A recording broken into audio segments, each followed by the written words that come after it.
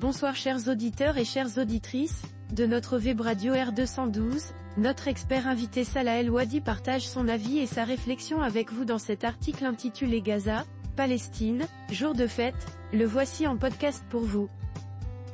Notre expert invité entame son propos ainsi. Le prisonnier palestinien Barafuka, à droite, est accueilli par des proches à l'arrivée de quelques 90 prisonniers libérés par Israël à l'aube du 20 janvier 2025, dans la ville de Beït-Tounia, en Cisjordanie occupée, à la périphérie de Ramallah. La foule a applaudi, scandé et klaxonné lorsque deux bus transportant les prisonniers sont arrivés à Beït-Tounia après leur libération.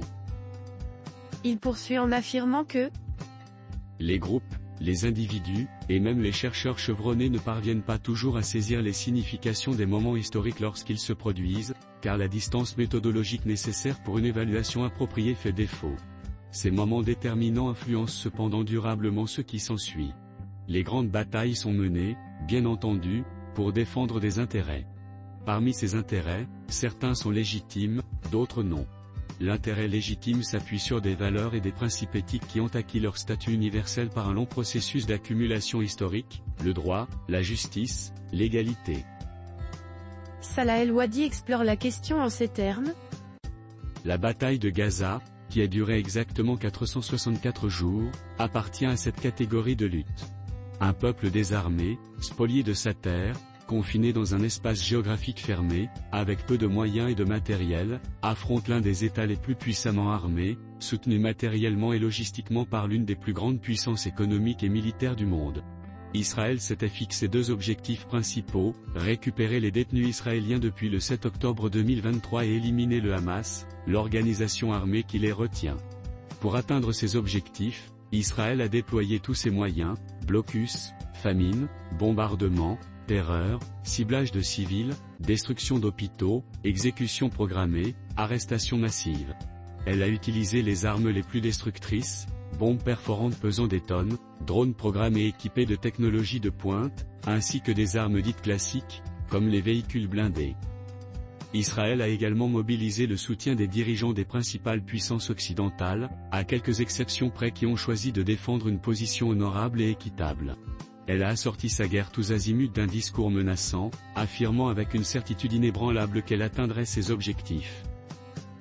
Il poursuit en expliquant que, malgré tout, la volonté de résilience du peuple palestinien a fait échouer ses plans ainsi.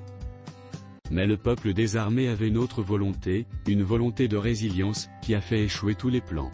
Ni les armes destructrices, ni la violence systématique, ni la famine impitoyable, ni le discours arrogant, ni les alliances alignées, ni les campagnes médiatiques honteuses en Europe et en Occident n'ont eu raison de cette volonté. Bien plus, cette résistance a remis la cause palestinienne au centre des préoccupations du monde entier. Tout cela s'est déroulé sous les yeux et à la portée de tous les peuples de la Terre, suivi quotidiennement par l'opinion publique mondiale. Les seules choses qui ont apaisé nos âmes meurtries par cette tragédie ont été les gigantesques manifestations qui ont eu lieu dans de nombreux endroits à travers le monde. L'auteur conclut en ces termes. Ce qui s'est produit, avec l'accord de trêve et toutes ses clauses bien connues, est un événement exceptionnel à tout point de vue. Un tel événement ne peut être entièrement analysé dans un article rapide. Mais, selon moi, l'essentiel peut être résumé comme suit: nous assistons à un effondrement moral sans précédent pour Israël, qui n'est plus seulement condamnée pour ce qu'elle a fait à Gaza durant 464 jours, mais également pour ce qu'elle a fait depuis 75 ans en Palestine, depuis la décision de l'Organisation des Nations Unies en 1947. Il n'y a plus grand monde dans les sphères de l'opinion mondiale pour soutenir Israël. Peut-être le peuple palestinien, et pas seulement Gaza, n'a jamais reçu une telle solidarité depuis des décennies. Cela constitue une victoire qui dépasse le simple cadre des négociations de la trêve et même le moment politique lui-même.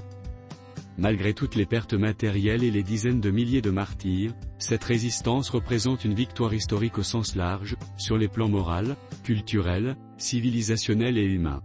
Quelles que soient les évolutions futures, ce moment de l'histoire reste et restera gravé dans les mémoires collectives, aujourd'hui, demain et pour toujours.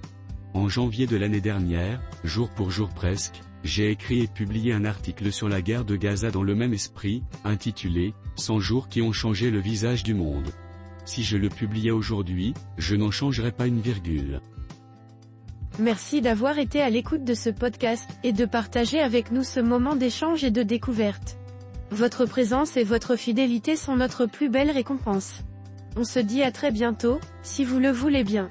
Avec toute notre gratitude, l'équipe de R212.